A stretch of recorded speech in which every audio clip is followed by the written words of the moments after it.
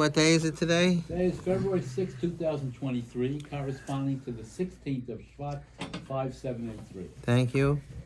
I'm sorry I missed last week. I was indisposed or predisposed or something. I was with tubes down my nose. Was that the best excuse you can come up with, Rabbi? It's hard to come up with a better one than that. I mean, if you believe that whole story that I told about the swollen tongue and everything. Okay, so anyway, today it was Tu B'Shvat. I thought I really didn't finish last week's year. Maybe I'll finish next week, but with the frogs. But I thought it's a shame not to say anything about Tu B'Shvat. And even though Tu B'Shvat is over, but you know that there's this concept of residual kedusha that you find over and over again. Like after Shabbos, so what do you have? You have Mlava Malka, and after Pesach, you think if you think you're finished with chametz, you're not. You still have chametz shel Pesach. After Rosh Hashanah, you go into Yom Kippur. After Yom Kippur, you go into Sukkot. So because the idea is simple. The idea is that it's not supposed to be a one-time experience. It's always supposed to leave a lasting impression. So Matzei Tu B'Shvat for sure. Oh, then you have a Shushan Purim, Matzei Purim. So it's fine to talk about. It's fine anyway, but especially Matzei Tu B'Shvat. So really, what I should have done, Rabbi Mlitzky would probably have done it this way. He would have brought in big platter of all the different kinds of fruits and with something to drink with it, and everybody would have an inspiring and delicious time. But I'm not so creative, so. But I thought let's at least have some Torah thoughts related to Tu B'Shvat. Tu B'Shvat is a mysterious yontif because there's really very little written about it. You'll say to me, who said it's a yontif? The Gemara says in on the first page in Rosh Hashanah, the Mishnah says, famous Mishnah, there's Arba Rosh Hashanah, there's 4 different periods of time in the year that are the beginning of the year for different areas of halacha, and one of them is Be'echad B'Shvat Rosh Hashanah L'Ilan. According to Divrei Beis Shammai, Rosh Chodesh Shvat is the Rosh Chodesh for trees, and Beis Hillel says Chamisha Asar Bo, and Beis Hillel says Rosh Chodesh is the 15th of Shvat. Now, what is it? What's a Rosh Chodesh for a tree? What's it Negeya? So Rashi says, I didn't underline it, but Rashi right before the end of the Mishnah, L'inyan Meiser, She'ein Meiser in Paris Ha'ilan, Shechantu Kodem Shvat, Al Shechantu La'achar Shvat, She'ilan Holach Achar Chanota. You can't take Meiser from a fruit that grew in one year and the fruit that grew in another year. But it doesn't have to, when we say grew, what we really mean is when it blossoms. So if it blossomed before the cutoff point, it's considered the previous year. After the cutoff point, it's the next year. So if you had 2 esrogim, one of them, the chanota was before Tu B'Shvat, and the other one, the chanota, was after Tu B'Shvat, you can't take meiser from one on the other. This is important for hafrashas challah also, especially in bakeries, where you have to be mafresh challah, and you can't be mafresh min hayashan al chadash or min chadash al yashan. You can't be maser, right? Give meiser. So I mean, you buy flour in the supermarket, you buy 2 bags of flour. How do you know that they're both from the same year? So, normally not choishish, but if you happen to know that one bag is from before, I don't remember what the cutoff point is. I think it's Pesach is the cutoff point because it has to do with chadash. You're not maser min hayashan al chadash or min chadash al yashan.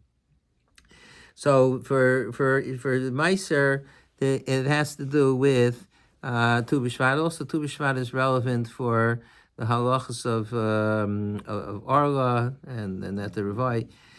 So the Gemara says, what's up is Tu B'Shvat? Be'echad B'Shvat Rosh Hashanah L'Ilan. My timer. What's so special about Rosh Hashanah?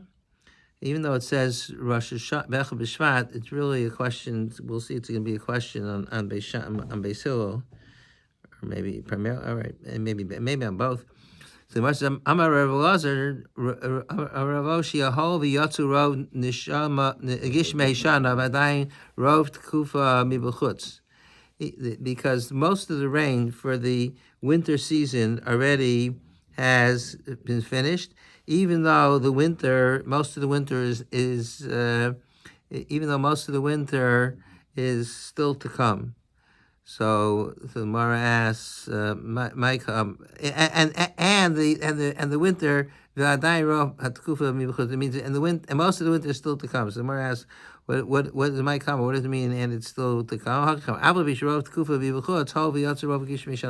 The winter is less than half over, but the rain is more than half over, and therefore we treat it as a different year. So what does it matter that the rain is half over? Why does that affect it in terms of Meiser? So Rashi says, Shekfar Avarov Yemosag Shamim Shuzman Revia. The rainfall from the winter is already, most of it is over. The Allah hasraf ilanos, and the sap comes up in the tree. So the trees are able to blossom from the sap. So even though they haven't, it's totally in Chanot, as Rashi said in the Mishnah that we just saw a minute ago, that the cutoff date has to do with Chanota, the blossoming. But blossoming doesn't mean actual blossoming; it means it's able to blossom. So once the sap is in the tree, so then you have Chanota. I mentioned in this last week that trees are unbelievable because I learned in high school, we learned geometry. I gave my geometry teacher a very hard time. I challenged him on everything, but what do they call those things? They weren't called proofs. They were called whatever they were called. So, but theorems. That's it. So the first theorem we learned about is the whole is the sum of the parts. You can't make more out of the whole than you have in the parts. So how do you take mud and make it orange? Where does that come from? But it's somehow or another the tree is able to transform the mud into sap, and the sap is able to be transformed together with the rain and the sun and everything else. The photosynthesis, it gets transformed into a pre. So, but the sraf is the key. So that's the whole thing. That Tu Bishvat is the cutoff for Meiser because the sraf is already in the tree. That's how trees work, and I think that is the way they work. There's a sap that goes up the tree. So some trees they farm the sap, like maple trees, but every tree has to have sap in order to provide nourishment for the things that are growing on the tree. So is Tu B'Shvat Yantif? Does that qualify as Yantif? That there's sap in the tree? Would you say that that's a Yantif? Maybe not. Maybe who said it's a Yantif? Maybe it doesn't say in the Mishnah that there's 4 Yom Tovim. It says there's 4 Rosh Hashanahs. But if you look on the next page, it says Nagu Shalal Lipa Al Penayim. The Shulchan Aruch lists times when you don't say Tachanun. So one of them is Chamisha Asar Ba'av, two Ba'av, V'lo B'Chamisha Asar B'Shvat, and you don't have V'lo B'Rosh Chodesh. So you don't say Tachanun. So the fact that you don't say Tachanun it gives the impression that it has some kind of status of Yantiv. Rashi says the Chamisha Asar B'Shvat, not Rashi, the Magen Avraham. What I underline says Rosh Hashanah Iganos V'Nogim HaAshkenazim LaHarbos B'Minei Peiros Shel Iganos. Because it's the Rosh Hashanah Iganos, so the minig of the Ashkenazim, I guess German Jewry, was that they made some type of party that they used to eat the fruit, and he quotes it from Tikkun Yisachar, which I couldn't find in HebrewBooks.org, and also Knesset Hagdolah. I didn't know it was Knesset Hagdolah because in the other version it doesn't even say Knesset Hagdolah. I don't know what the Hey Gimel Beis Yud stands for. Hagoyis and the Beis Yosef, I think. The Knesset Hagdolah is Hagoyis and Beis Yosef. So this gives us an inclination that it is considered to be some kind of yantiv. First, because you don't say tachanun, and usually we associate tachanun with simcha, and if you don't say tachanun, it must be at the time of simcha. And second of all, it's you see that there's this minhag to eat pears. Now, where did this minhag come from eating pears? Where how old is this minhag to eat pears and Tu B'Shvat? Does it go back to the time of the Tanaim, Amoraim, Gaonim? How old a minhag is that? So if you look on page 3, it says Minhag Nogim Lahar in the middle of the second paragraph. Nogim Laharbis Betuba Shvat Bachilus Mini Paris Ilanis. Mamakor HaMinhag. What's the source? Minhag Atak Mikudemes the Nog Laharbis Bachilus Paris Yom Tu Bishvat. It's a early minhag. Minhag Zego Nodel Makar Betekufas Agon Rishonim.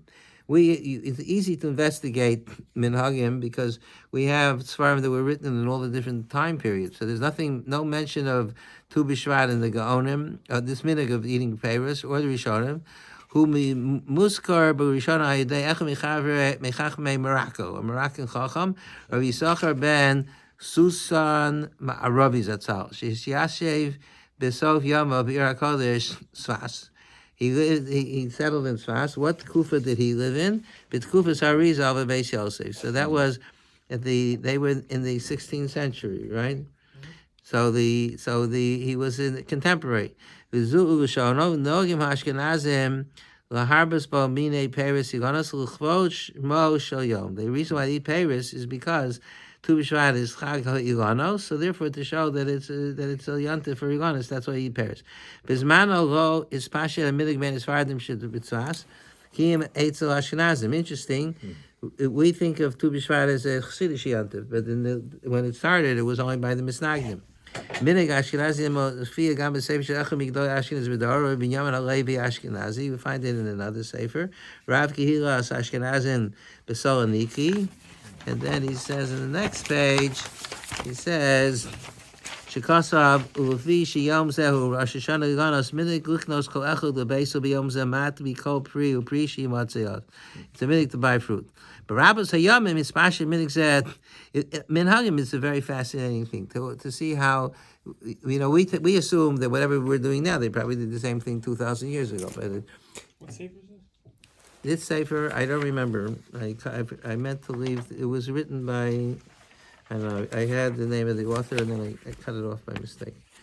I just looked from the internet randomly. So he said the minhag. I mentioned always. Is there a minhag in Lakewood not to wear white shirts, and to only wear white shirts? Well, when I was in Lakewood, there was no such minhag because I had colored shirts. But now, if you wouldn't be caught dead in a colored shirt because that's the minhag. The minhag is a white shirt. So minhagim change. By the chuppah that they sing Im Eshkachech, that's a new minhag that started about 20 years ago. The separate seating by Chassan is also a new minhag. A lot of things are new minhagim. So. Barabbas hayamim hispashet minig zeh bekarov kihilas svardim ubefrad etzel mekubalim halachem beikvos maran arizal. The place where the minhag became the most fertile was by mekubalim. Afshalo bo hadvarim mefurish bekabalos harizal. There's in the Arizal's writings, it doesn't say anything about such a minhag. Ra'u b'kiyam minig zeh.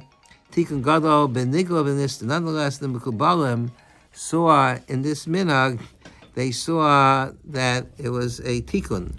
It was a rectification. One of the big things in Kabbalah is tikkun, because the world is corrupted. It was corrupted by Adam Mechava. It's corrupted all the time by all the things that people do, and our job is to make a tikkun. V'zos l'or divrei habal chemdas yamim. There's a sefer called Chemdas Yamim. It's a mysterious sefer because it doesn't have the name of the author. And I read a long article written by Rabbi Gladstein where he says that there are some that question whether the author of the Chemdas Yamim was a Shapsai Tzimdik, because there's certain Ramazim there that sound like Shapsai Tzvi. But it seems that the majority of literature that he quotes and that I saw, Rabbi Yosef and Rabbi Stein, many people seem to have held him tremendously.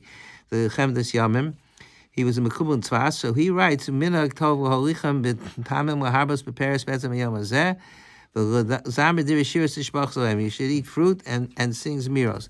Kasher hin hakti l'chol chaverim shemadi, that we did in my chaverim. Vim ki k'divrei Kisvei Harabzal lo nimsa. Even though in the Arizal's there's no indication that he follows the Sheminim, we call him Tikkun Niflahu Beniglu V'Nisner. That's what he wrote. Kacham matzanu mekor ki minig zeh b'dibri Rav Moshe Chagiz b'shem Rav Hussein Gedol Eitzvas.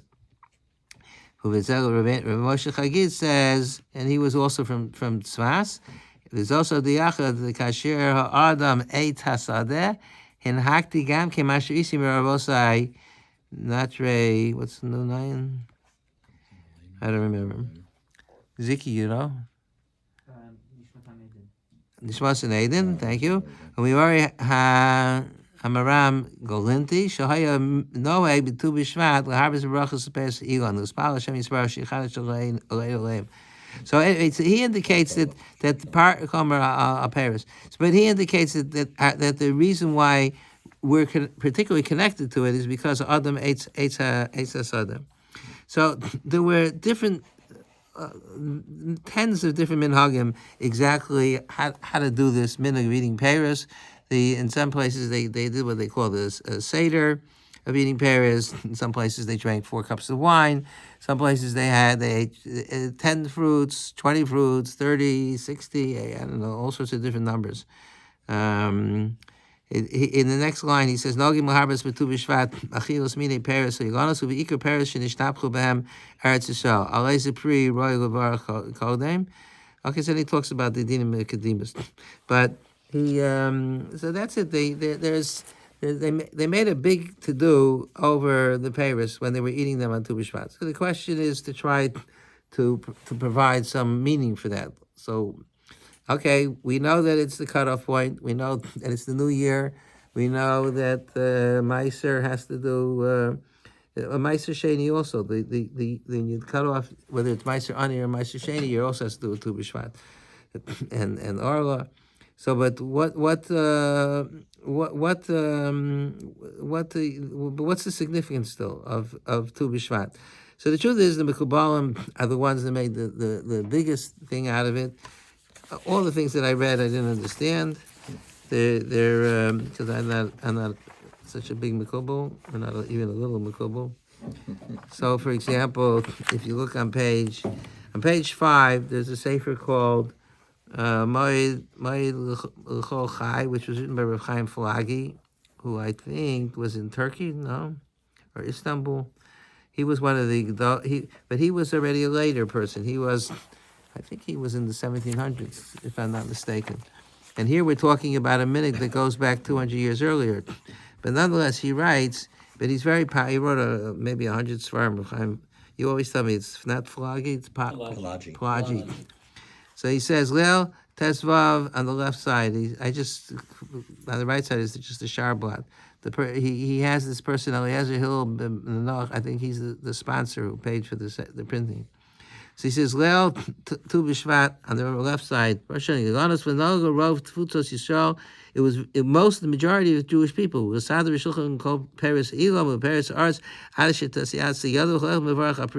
would make at least one bracha. There was a whole seder. Who would make which bracha? The husband would make a bracha on wheat. Achar birchas. I don't know what that stands for. Birchas, not birchas hamazon. I don't know.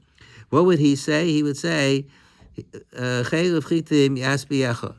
This is parallel. Is it in this capital? It's kind of like the Simonim on Rosh Hashanah kind of. Chayil of chitim yasbiyecha. That the fat of you become satiated from the fat of wheat. Kadesh yom mazonos b'revet. It's a sign of parnasa. For isha al gefen, and the woman would make a bracha on grapes. K'dichsiv ishtecha kegefen peria. This is kapitel kuf ches, which all the which they sing by the Yakisha weddings, right? Matzah Shabbos. So your the end of Yitin also. At the end of ishtecha gefen peria is your wife is a fruitful vine. Albain. And what do the children say? Because your children are like olive plants around your table. Rima of egos, Rima and egos are for your daughters because the seeds are hidden. The children, the babies are sweet.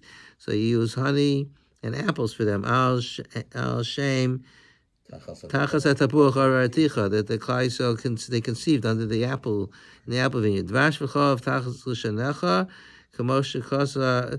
Oh, that's the end of the pasuk. Kamosha Kosa Yedid Nafshi B'ni Hagado, the Sefer Ochiach Avram. V'sham Hevi the Sefer Birchas Eliyahu, the Iker who testified Peiros. The Birchas Eliyahu was another Mekubal, said that you should eat 15 fruit. Uvia Ramsham.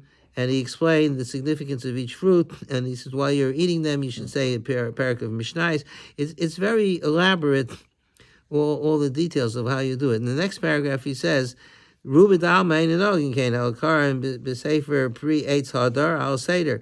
There was a Sefer called Pri-Eitz Hadar, which has a Seder for Tu B'Shvat, and they just followed the Seder. If you have Perish Yeshlo, V'yeshein on the Klal will Seder Peres, V'yeshno and Dafka Zayin Minim Peres, and use only the Zayin Minim that are from Eretz. So, when we were growing up, what was the main fruit for Tu B'Shvat? Boxer. What fruit do I like the least? Boxer. To give it away. Yeah. There'd be one. Even then, I didn't like it. There'd be one kid in the class who would eat all the boxer. Now, why is it that they use dried fruit?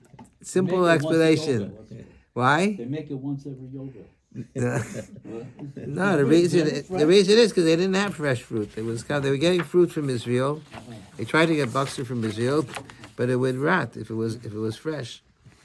On the next page, on page 6, I found this. I don't know where it's someplace. The earliest written mention of Tu B'Shvat comes to Sefer first published 3 years before the Chemdas Yamim in 1728.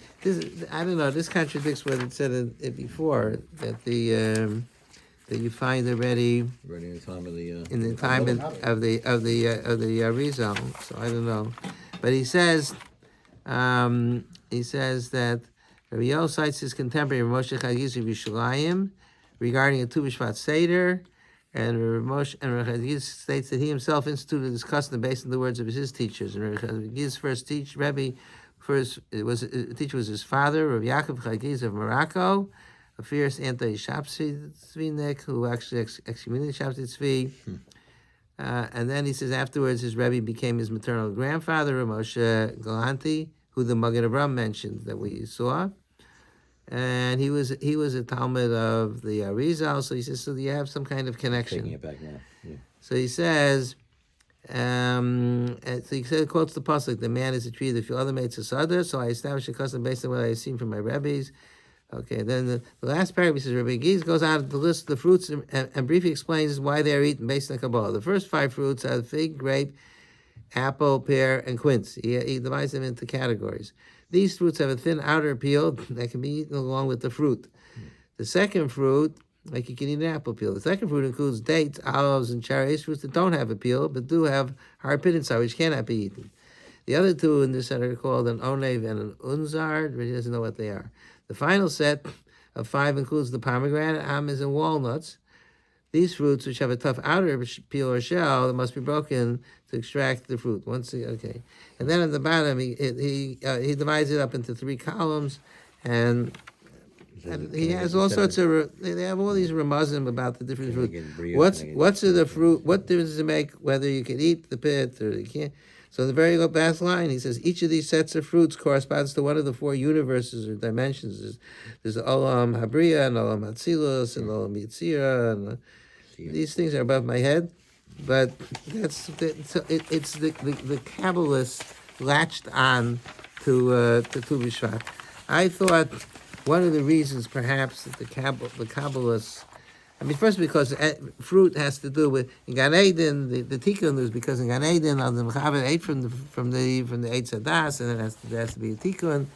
So that's why Paris is connected to this idea of the Nefila and tikkun. I have a thought that Tu B'Shvat deals with the sraf that goes up the tree. The tree is yonek from the sraf. This idea of Unika is also a very strong Kabbalistic idea that there's forces. It's like we think there's good people and bad people, but that's not it. There's evil forces and good forces. in Kabbalistic terminology, the evil forces are the Sitra Achra, and the I don't know what they call it, the good forces are they in Sof maybe, but they're forces. They're not just actions that people do. People create kedusha and tuma. We relate to kedusha and tuma as real entities, but we don't usually relate to it beyond, let's say, a korban or something, or a mezuzah. But there's kedusha. When every time a person does a mitzvah, he creates kedusha in the world, and every time he does an avera, he creates it's a it's a certain force. When I went to the concentration camps and the death camps, you felt there had to be a ruach tuma that was driving the cruelty was so beyond even what an animal would do, and they were so. They would spend 3 weeks hunting for one Jew that escaped to make sure to kill every single Jew that they could. There's and a person could easily a person could fall into a environment. It's not just an environment, but the forces of tuma could grab hold of a person. So that this is a very strong Kabbalist. So I thought that since Tu B'Shvat deals with Paris, a yonik from the Sraf, that's where they draw their strength from the Sraf. So a Jew is supposed to be yonik from Kedusha, not from Tumba. But if you're not careful, you could be yonik from the wrong place. So maybe the part of the tikkun of eating the Paris is that the Yanika should be coming from the right place, and the idea that Adam Eitz Asada is that the tree, the Yanika of a tree, how does the shraf get into the tree? So it comes from the sharashim, from the roots. The roots are in the ground, so the roots, and the ground has the nutrients, so the roots are the conduit to be yonek from the ground, and they transform that into sraf. So the same way, human being is like a tree, and he's yonek. He has sharashim, and the sharashim are his parents or where he's living or whatever, and he's yonek. These. So we want, a person wants always to be yonek, the right stuff, and not to eat what's bad for you. So I thought that's a very strong Kabbalistic idea. The Mekubalim took this yantif to a great extreme. I don't, maybe some of the Hasidim. My shver used to eat Paris on Tu B'Shvat, but I mean he was pretty Hasidish. But I don't. Did your shver eat it? Probably. Gave it up. What? Gave it up. You gave it up? My shver was. Oh, your shver gave it up. I also gave it up. What did the Sfardim do? Did they? They do. They still. They're because Sfardim are very connected still to the Mekubalim. The whole idea With the Seder. You can eat and not eat, whatever. It's different levels of klipa. Oh, really? Different levels of klipa. That's another right. The klipa is another Kabbalistic term. That there's the shell. You got to get past the shell, and okay. So anyway, that's just sort of like a sketch of what the yantif is all about, and what the minhagim are. So I saw a few nice ideas about Tu B'Shvat. First on page 3, I'm sorry that I don't know the name of the author of the Sefer, but he says on the top paragraph, Tu B'Shvat b'mechar. The Tu B'Shvat is in the winter. Lomaro mezes. This is a beautiful idea. If we didn't learn it tonight, I could have used it for a drasha of the Shabbos. Lomaro mezes chalol. There's only 5 of us here, so it's okay. You all promise that you'll keep it a secret? Yeah, okay. Lomaro mezes chaloso shel Tu B'Shvat dafki mei hachar. What's the lesson that Tu B'Shvat falls out dafki in the middle of the winter? It's freezing outside. Nothing's growing. You're celebrating. It's the irony is so striking. You're celebrating the Chag Higanos when there's not a fruit to be seen, not even a leaf. So he says, "Hatam shehu chal b'yimei mvur b'mahalchos hamo." He quotes another sefer. Achametzinu v'kach remez niflo l'am Yisrael. So the remez for Klal Yisrael. She came in a eitz yishlumo l'am Yisrael k'maymer amnoavi kimei eitz yimei ami. The Yeshaya compares the Jewish people to a tree. So he says, Tu Bishvat mivate yosem mikol davar. It expresses more than anything else as a dimyon shebein ha'ilon am yisrael, the relationship between the Klal Yisrael and trees. Kishem she'ilon omeid arum v'kofel v'charav. The tree stands naked and it's frozen in the winter. It's smack in the middle of winter, but Tu Bishvat. The hasofos, what's sophos mean? The storms, metaltalos also. The trees are swaying, I guess, back and forth. It threatens to uproot. He has a very flowery way of writing the tree. It's hopeless. If you never saw a tree before in your life, you walked outside, you say, "This is it. The world is barren." Kach Am Yisrael. Klal Yisrael been suffering in Galus. But nonetheless, in spite of that, in the middle, it's not just that something's going to happen in the future. Beautiful. This is very beautiful. In the middle of the winter, Akashim Shalech Shirashim.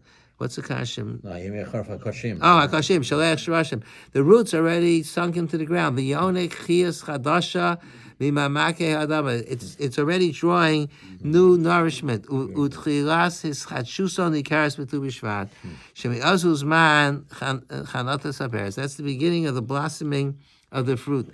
Kach am Yisrael afilu b'itzumam shel yemei hasevel. Even in the middle of suffering, ma'amikim shel rosheim, their roots get deeper. Yonkin koach chadash. They find new strength.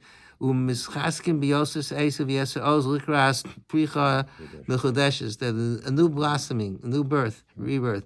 Shenitzana v'reishis peruseha mofiim takef miyad. It's coming. It's on its way. Which is what happened in America after the Holocaust and other places. The Klal Yisrael was decimated, and 6 million were murdered.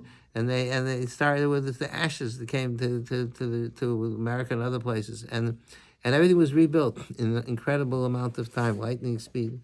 So that's the name. It's the same idea as Kiddush Levana, that every month the moon disappears, and in the Kiddush Levana it says that the Klal Yisrael Nimshol Levana, because just like the moon disappears, it waxes and wanes, and then it looks hopeless. It looks Ein Tikva, and then all of a sudden it reappears in the sky.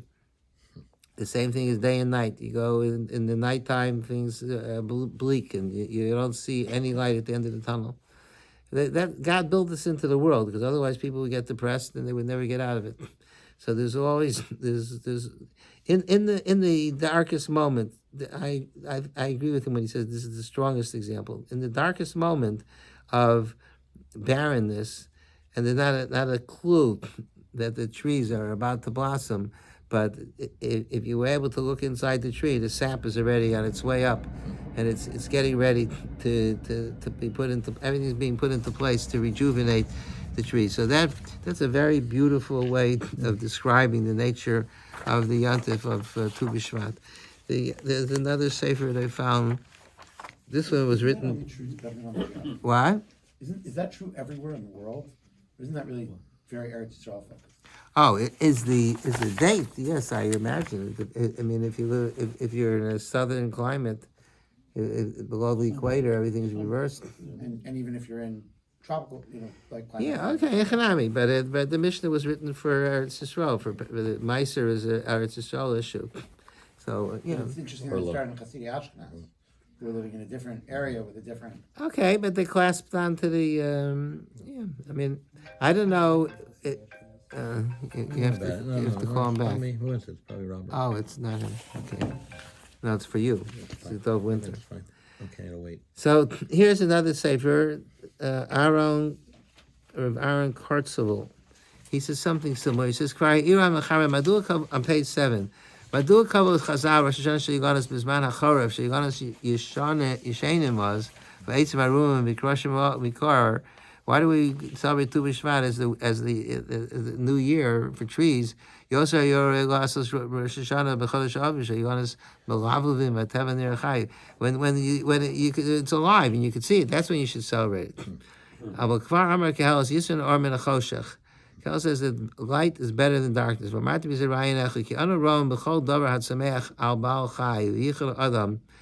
anything that grows over Gilgulim Shonim, it goes through stages. V'yavru olav harpat koos harbe. There's many different experiences. Miyom heryono ad leidaso, even from the time of impregnation until the child's born. V'gidol ad sheyispatech v'yushlam l'mashu ro'ili yoslam l'mashal hatzameach azera. When you plant the seed, for example, the muchalios nirka b'lam, first it has to rot, term nitzvah, before it grows. Then you have to toil the soil. V'yesh gam achri okrim al chotrim osmin ar tzarich odlam ochs acheres. Even after you take it out, you still need to finish working. Tvu, like grain, wheat, you have to make it into flour. Tzar digam, miruach, tichina, harkadav, hanaf, all the different malachas of the past. And then bishul or fia, vafili yoni srak, even vegetables. Shein roy go Michael Adam. Also, mimena eitzim lasak. Oh, not no. Wood trees that I use for firewood. You need tzar gamkin tikun kiyudua. Uvivrat Adam also yikach shanan rabos. Ish, and especially man, for sure, it takes years till you grow up and you become a man. There's different periods in a person's lifetime. The Kama Yizbo Adam Milchamos Chaim Haim B'Chomer Haim Beruach B'Kitzur Shum Davar Yusuf B'Nakol. That nothing is achieved easily. V'tzarech avoda v'savlanos. You need patience. V'amar Chazal Hizor B'Bnei Aniyim Shemen Tetzit Torah. You watch out for the poor, the children of the poor, because they're going to become the Gedolim. Why? Because miteva b'nei asher yimashach l'tiyas hachomer. The rich kids are spoiled. Not everybody, but many of them, and they don't feel like working hard. They'll never achieve anything. And darkness is a symbol of evil. Hapirish Yisra and Armin Achosha. That's what it means that light is better than the darkness. I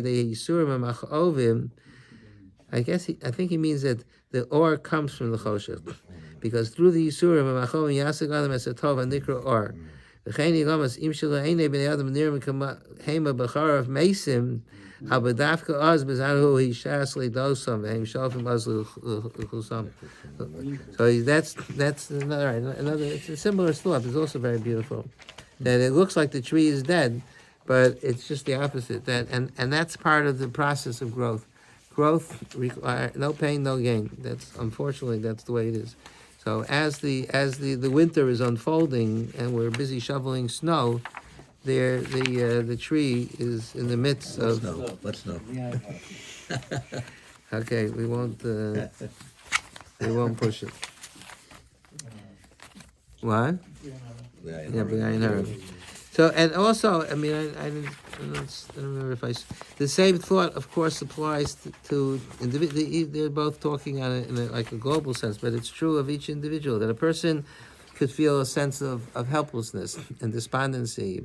People do things wrong, people do averos, and people feel, and I'm no good, and there's no hope for me, and I'll never be different, and I'll never change. And Tu Bishvat should provide a tremendous source of encouragement. If a tree could be totally barren and not a leaf, and not a twig or anything, everything dead as a doornail, and it's freezing cold, and even if it is snowing, but nonetheless, give it a month and you'll see everything can turn around. So there's always in the I read recently, I had thought on my own by Saransky. Nathan Saransky, on his cell, he had he quoted a phrase from the Kines in Tisha B'Av that was written by Yehuda Halevi. He wrote Sha'ali Srufa Be'esh. So one of the phrases there is Asirei Tikva, the people who are imprisoned with hope. So I had said, and I said this, maybe you read that he said it first, that even somebody who's a prisoner has to have hope. If you give up hope, you're gone. The Kotzker Rebbe said, "Yir shalom midas." If you're miyayish, you have no brains, you have no seichel. Yir shalom midas. You have to always have to. The fact that the Hatikva is the national anthem of the Jewish state is in the religious communities, they look askance at it because they forgot to mention anything about God. But the fact that they tapped into that idea of Hatikva is a Jewish value. They don't realize it probably, but it's Kaveh Hashem Chazik V'Ametz Yibecha V'Kaveh Hashem. The Gemara says that if you daven and you're not nena, you should daven over again. You always have to have hope. Jews are the most positive people in the world. So a person, that's another thing that Tu Bishvat shows, that all you need to do, everything is there. In the roots and in the ground and in the Unika, you just gotta connect. That's all. You don't have to create yesh miyayin. You don't have to make a goylem. You just have to connect to the to what's beneath the surface, and that. So a person, it's usher for a person to ever give up hope. There's always enormous potential within every single individual. There's potential greatness, unbelievable what a person could accomplish. But the tragedy is when it all stays inside, when all that sraf never comes to fruition. That's the biggest tragedy. That's when it's tragic. It's actually in the fall, when you're ready for the leaves to fall. If you look at the leaf, you'll see that the stem turns red. And that's the color. It's a signal. It's almost like you can imagine if we were comparing to a person, even a person at a later stage in life, there's a rebirth that takes place for a few weeks, and the beautiful foliage emerges. So it was all there all the time. I spoke about this a few months ago, but Hanukkah time, Or HaGanos, that the Or HaGanos is also the same idea. That the Or HaGanos, Chazal say that Or HaGanos is what God hid it for Olam Haba, for the Tzaddikim, but in the Chassidish Svarim it says that the Or HaGanos is hidden within the person. In each person there's an Or HaGanos. And it's Ganas because the person oftentimes doesn't even know it's there, and he doesn't know that he has that potential, and he doesn't know how to tap into it. And what's tragic is when, just like if you have a candle and you buy yourself a yontif, a 3-day candle, and then it burns only 10 minutes. It's tragic. So if you and the shama, the letters in the shama and shemen are the same. So the shemen of the person is the oil of the person is the neshama, and the neshama has within it tremendous potential and power and ability and capacity. But oftentimes, only a minuscule amount of the Or HaGanos escapes or gets utilized, and the person has to always. I mean, these themes repeat themselves over and over again. It's all the same theme. It's just different mishalim. You look at the tree, you look at the moon, you look at the Or HaGanos, but it's the same idea that there's always tremendous energy, and I often compare it to the physical world. That in the physical world, the amount of nuclear energy that's contained within in mass and material is beyond belief. You could light up a whole city for a month if you're able to get all the energy out of a handful of uranium, or any object contains. So that's the way the Rebbeinu Shem created the world. He created that there's enormous, unlimited capacity, and in spirituality it's infinite, because in the physical world everything is mugbal. There's boundaries. There's when God created the world, He made a tchum for the Yam HaGadol and this one and that.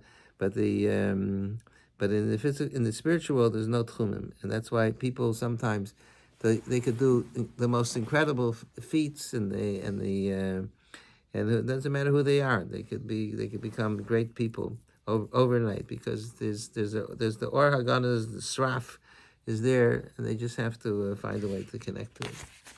So the last thing I want to share with you is a beautiful Bach.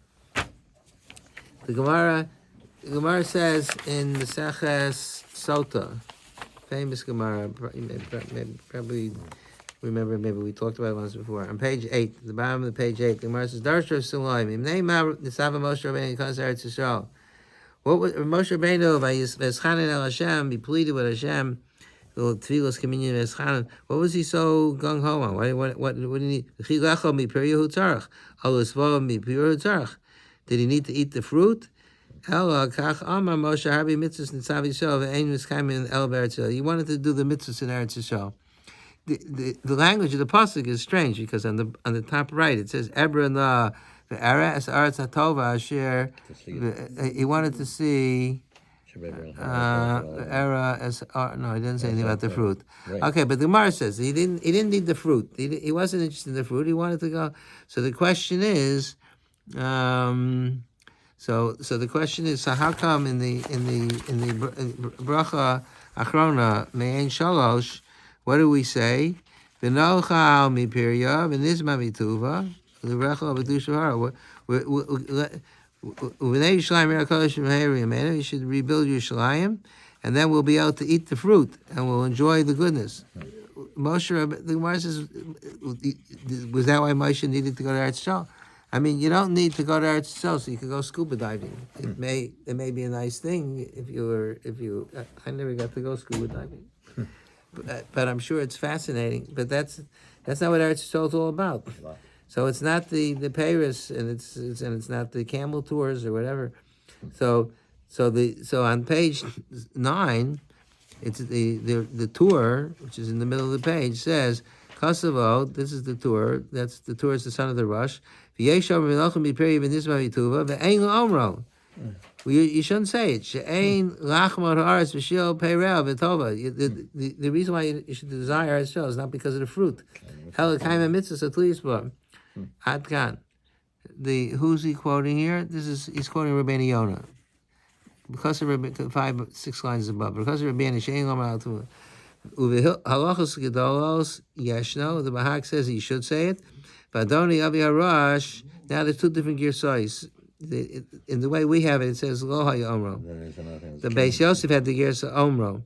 But it doesn't flow, because then it does flow with the last sentence.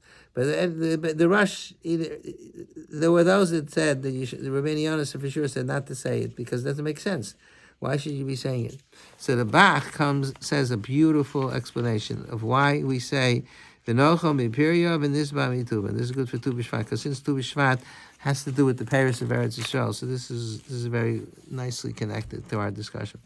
So the Bach is on page 9 on the right side. Kasavod, v'yeshar v'nochem v'piriv v'nisma v'tuva v'ein lomer. Tema. He says, I don't understand. Why should you take it out? Halo kedusha sa'aretz hanishpas ba mikedusha sa'aretz halyona he nishpas. There's a Yisraelim Shalmata and there's a Yisraelim Shalmala. There's a Yisrael Shalmata and Yisrael Shalmata. The kedusha of Eretz Yisrael comes from top down, from above. V'gam b'peiroseh sheyonkim mikdushas hashchina hashochenes b'kerev haaretz, and the fruit in Eretz Yisrael, they are yonik. This idea of yonika that we were talking about before, they draw the kedusha from the Shechina which hovers above Eretz Yisrael.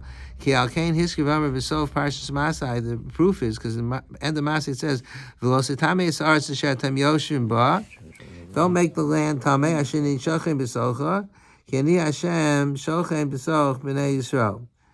And then it says v'amar im titamas aretz v'amar im titamas aretz nimshachas hatuma gam b'perosah yonchim mimena.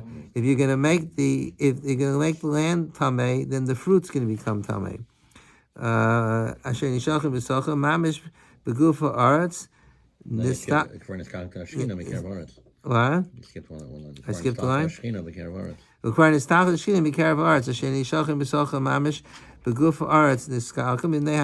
tuma chases away the kedusha.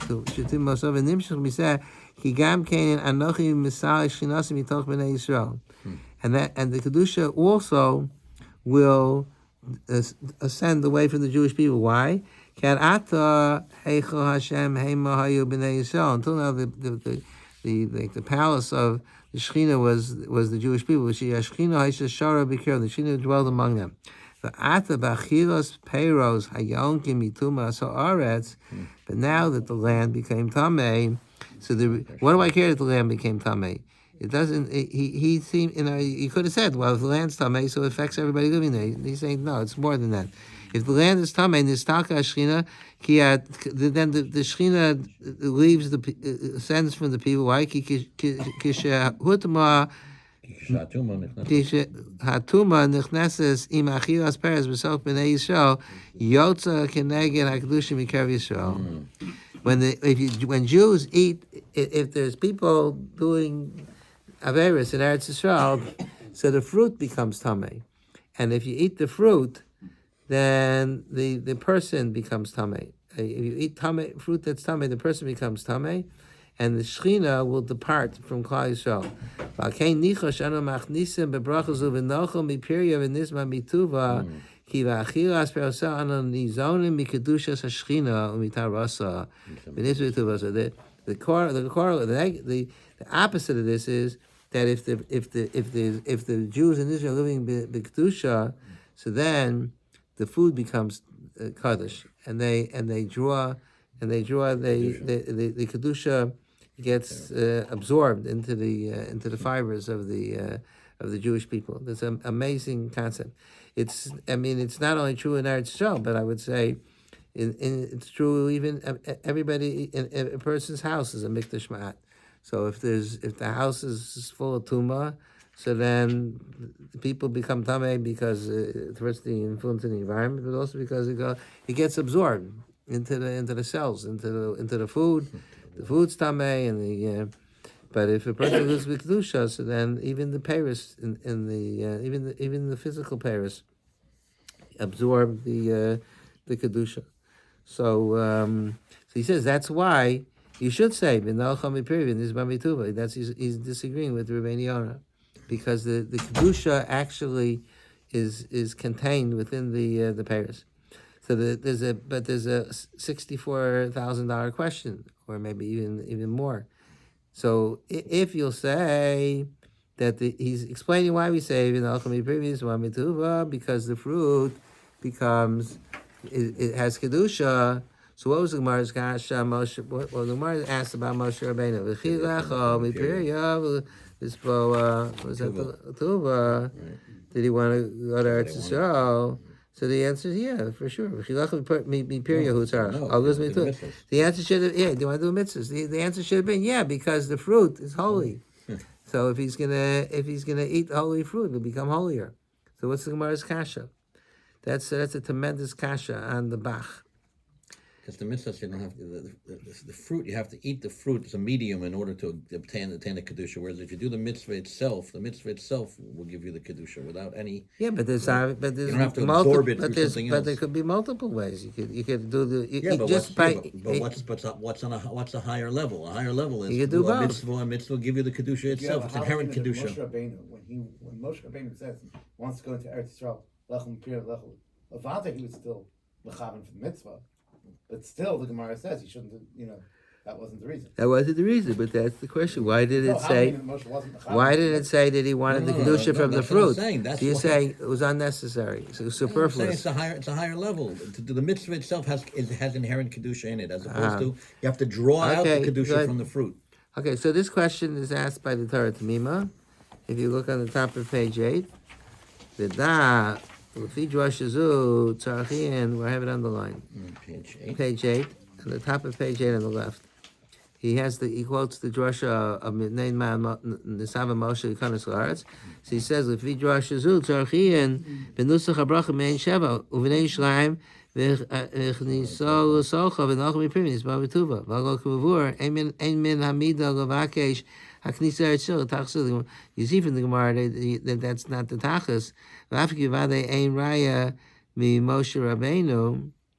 But he doesn't ask this on the Bach, but he's asking on how do you reconcile the bracha with the Gemara?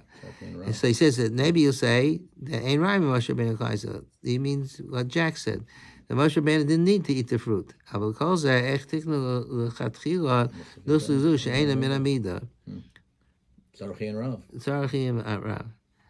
So I thought that I have it sort of, somebody else has it, but I thought the Bach said, where does the kedusha come from in Eretz Yisrael? It goes into the fruit. Where does it come from that it gets into the fruit? From the ground. Yeah, but where does it get? How do you get to the ground? Where does it come from? No, from Yerushalayim Shabala. It says from the. That's what the Bach says. It comes from the above. Right. Mikdushas how Kedushas Aretz Hanishmas Ba Mikdushas Aretz Helyona. So where did Moshe Rabbeinu spend most of his time? In the Higher world. In the higher world. So what does he? So what does he need? What is he? That kedusha that is going to come, to go onto the aretz, and then the fruit's going to. He doesn't need such a circuitous route. He doesn't have to get it from the aretz. He can get it straight from the source, from the makor.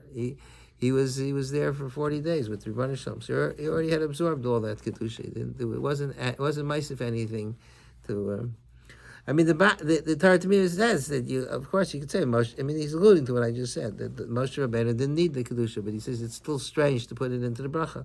But that's the Maisa. That's the machlokas. The remaining Yonah said not to say it, and the Bahag said did say it, and the Rosh said either he did say it or he didn't say it. But this idea, it gives you a greater sense of appreciation of the food that in generally even in America, but Kolshkin itself, you get to eat Paris and that's why on Tu Bishvat there was such a big emphasis on Paris Aretz, because the Paris Aretz was overflowing with kedusha, and they wanted to connect to the kedusha, so therefore they would eat the Paris Aretz on Tu Bishvat. Okay, so I hope that gives it what? They also missed them because they hadn't eaten them in a while. They missed They missed the kedusha from the Paris. because they weren't in Eretz Yisrael. Right. They weren't in Eretz Yeah, Yisrael. because we denied access. Unfortunately, we take Eretz Yisrael for granted already. Our grandparents just spent 2,000 years dreaming about going back to Eretz Yisrael, and now you can hop on an El Al flight and be there in 10 hours. So. Or you could call your kids on FaceTime and see Eretz Yisrael. Yeah. Okay, this is yours, right? Shkoyach. Thank you.